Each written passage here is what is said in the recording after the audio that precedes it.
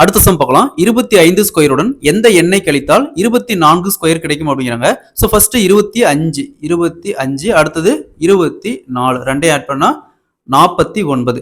25 ஸ்கொயருடன் 49 கழித்தால் 24 ஸ்கொயர் கிடைக்கும். ஸோ இது எப்படின்னா இப்போ இங்க 25 ஸ்கொயர் இது கூட ஒரு எண்ணை கழிக்கிறாங்க, அது என்னன்னு தெரியாது. ஸோ நம்ம எக்ஸ்னு வச்சுக்கலாம். So minus X equal to என்ன கிடைக்குது 24 ஸ்கொயர்.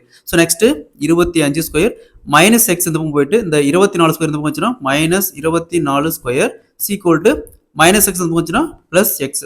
ஸோ இது பார்த்தோம்னா ஏ ஸ்கொயர் மைனஸ் பி ஸ்கொயர் இந்த ஃபார்முலா இருக்கு. இதை ஏ plus B into A minus B right பண்ணலாம். ஸோ இங்கே ஏ பிளஸ் பி, ஏங்கிறது 25, பிங்கிறது 24. ஏ பிளஸ் பினா 25 plus 24 49 into A minus B 25 minus 24 1 into 49 49.